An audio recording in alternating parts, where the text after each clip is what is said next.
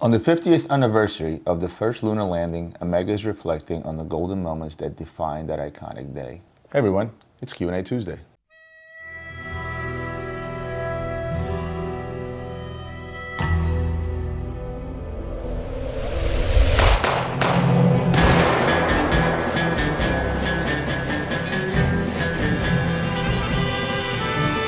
Nobody remembers it quite like Buzz Aldrin, who wore an Omega Speedmaster when he stepped onto the dusty surface and left his footprints in history.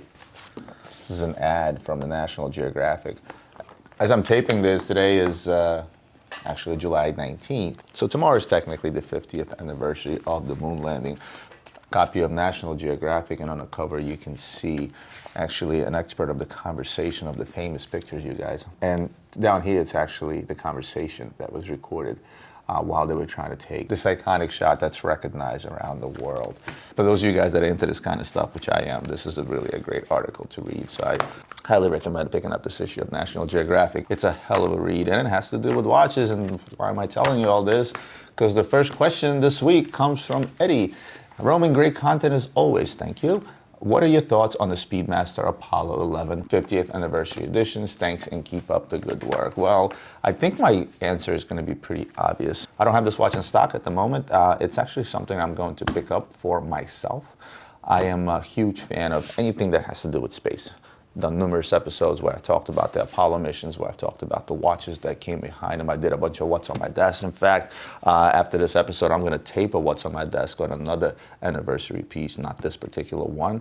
This was actually an anniversary piece that was done for the 40th anniversary of the last moon landing in 1972. So this watch is from 2012, but enough of that. I'll show you that on what's on my desk. I love the 50th anniversary Apollo watch. Why do I love that particular watch? And I guess the easiest thing to do is actually show you this watch up close in this particular ad. I'm sure Ian can pop it up on the screen as well.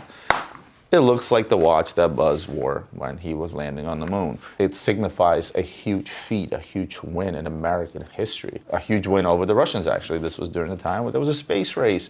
And guess what? I believe Americans at the end of the day won. But to me, it's not about Russians versus Americans. It wasn't about the space race. It was about achievement in humanity. There's so many things that are going to happen as a result of space exploration and as a result of landing on the moon 50 years ago.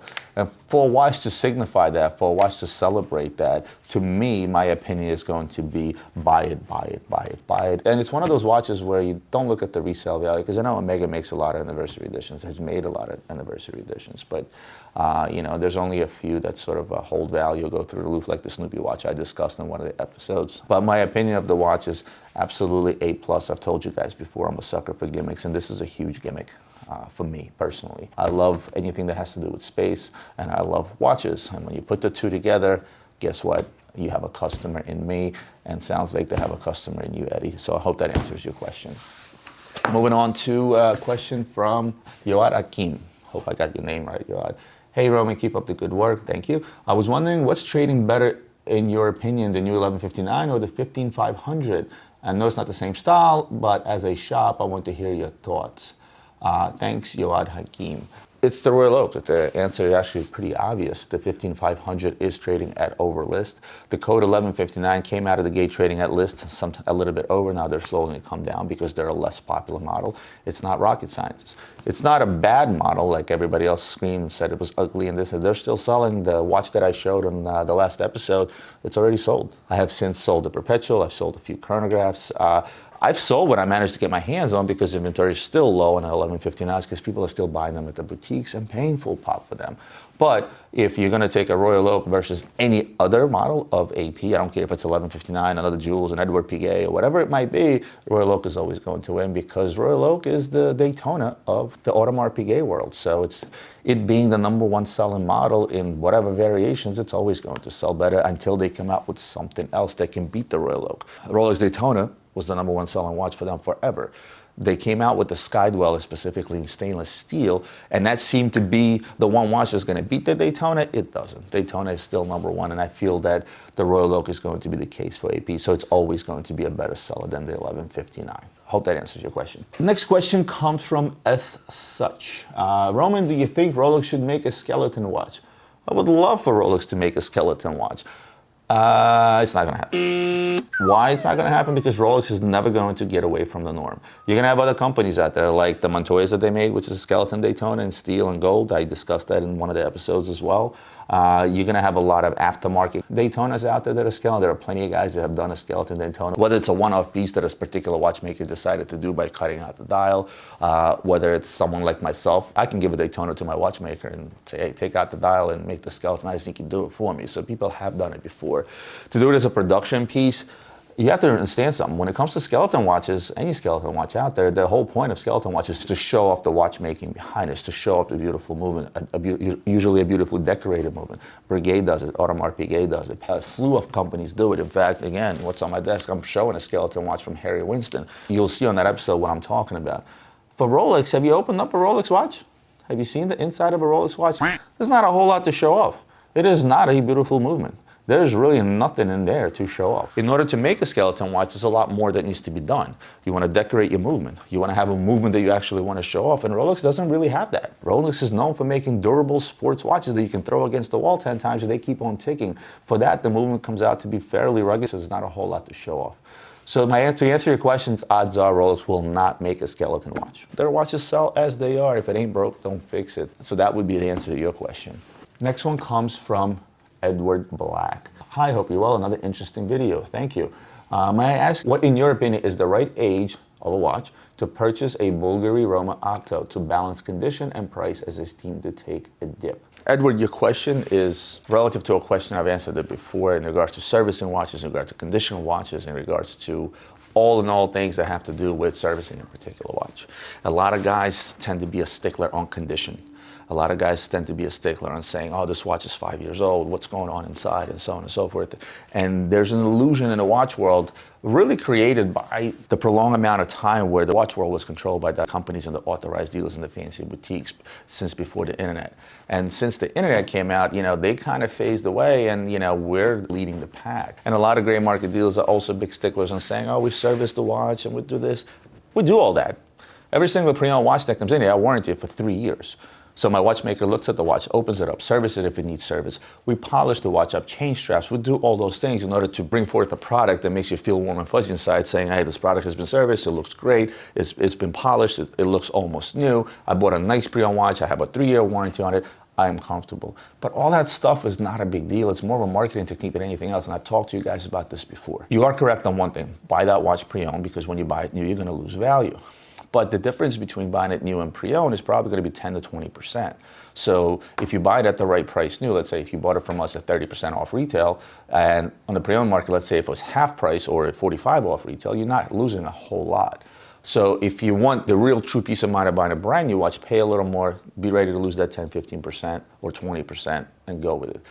If you're going to go the pre-owned route, don't worry about how much time has elapsed of somebody wearing a particular watch. Look at it as buying a pre-owned car. A lot of cars out there, from Toyota to Mercedes to Ford to anybody out there, that have the certified pre-owned program. In fact, a lot of the watch guys, including us, we stole that terminology from the used car dealerships, to, again, as a marketing thing, give you a warm fuzzy feel, certified pre-owned. What the hell does that mean? We certified it because it's pre-owned? Again, it's just a marketing term. Any car that you get out there and buy used, let's say you call Roman. Roman is selling a car that he's had for 6 years, and you call Roman up and say, hey, how's the car running? Roman obviously, oh, the car's running great. But Roman had it for 6, 7 years. Roman beat it up. He made it dirty inside. The interior is not in brand new condition. The tires may be a little worn, and so on and so forth. But if you then take that car and say, Roman, I'm going to buy the car from you. Let me just take it to a dealership or a service center, and I'm going to have it all checked out from A to Z. I'm going to have it serviced, put a little bit of money into it, and I'm going to have it detailed, and all of a sudden it's going to be a shiny, new, well-working car. It's the same thing with watches. Don't concern yourself with the condition. Don't concern yourself with how long somebody has worn the watch, because at the end of the day, you're a few $100s away from sending it into someone, having somebody professional open it up, look at it, service it if need be, polish it if need be, change the strap out if need be, and lo and behold, you have a brand new watch. There's no car out there that you can buy that's 6 or 7 years old, hand it to somebody, and have them make it brand new for you, unless they change out the seats and carpets and so on and so forth, right? It would be cost prohibitive, right? But with a watch, you can do that. I've given my watchmaker watches where a guy fell off of a motorcycle and slid 50 feet. I've told you guys the story before. He slid 50 feet on the pavement. I gave it to him. When the watch came back, it looked brand new, and the guy was shocked. Because it's not a car. Every single watch out there is made of some sort of a metal. It carries some sort of a strap. The movements in those watches all consist of parts that can't be replaced. And at the end of the day, you can take any pre-owned watch and make it brand new.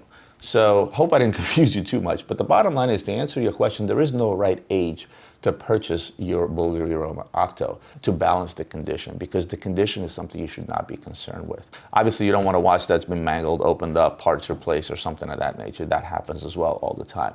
But if you find a watch that's a particular guy owned for 5 years, or a website is selling and you tell him, hey, when was this watch originally purchased? On the papers it says 2012. Okay, great, the watch is 7 years old. Odds are it's going to need an oil change and so on and so forth. Then you ask him, have you guys serviced the watch? Do you warranty the watch? How does the watch look physically? A lot of guys out there sell watches as is. They don't clean them up. They don't polish them. We do. And the reason for that is because I have the means, and by means I don't mean financially, the means that I have the right people to service the watches. I can polish the watch, take out a scratch without it looking like somebody did a hack job, and without really you even knowing about it, to be honest with you. Find a seller that services the watches, that warranties the watches, so that you have a peace of mind. Hey, you got a 3-year warranty. If something goes wrong, this watch starts running fast, or breaks or stops, you send it back to me, I fix it, because I serviced them prior to getting them out to you. So I know that in the next 3 years, I'm not going to have to service that watch because I already did it if it needed it, right? If you're buying from a private client, ask for the history of the watch. Hey, you are the one that had the watch for 5-6 years? Great. So what's the worst thing that you're looking at? Servicing the watch. Remember, you send it into the company, they charge an arm or a leg. You find a local service center, they charge you 5 to 10 times less. So bottom line, to answer your question, there is no right age. It isn't something you should concern yourself with, because no matter the condition of a watch, at the end of the day, it's usually an easy fix to get it to a condition that's acceptable by you. So I hope that answers your question. I'm going to take one more and get out of here, and I'm going to answer a question of James Berhard. He asks, Roman, sorry again to ask you. I guess I missed this question at some point. Perhaps you didn't see my comment. In your visit to New York watch meet, you have a gray jacket on. Can you let me know who makes this jacket, as I think I need one? James. Okay, definitely different questions, but certainly we'll answer it. I think you're referring to when I was getting in the car, I was wearing a great jacket. That jacket is made by Lululemon. In fact, I'm wearing Lululemon now. I like their clothing. They're great for the gym. They're great even for every day when you're not going to the gym. It's just comfortable stuff. And the gray jacket is made by them as well. So I hope that helps. I'm sure you can find it online. Guys, that's it for me for today. I want to thank you for all your questions. As usual, it's your questions that make these episodes possible. Hit the like button if you enjoy what you heard. Share this video with others for those that you think may enjoy this content. And I'll see you guys next Tuesday.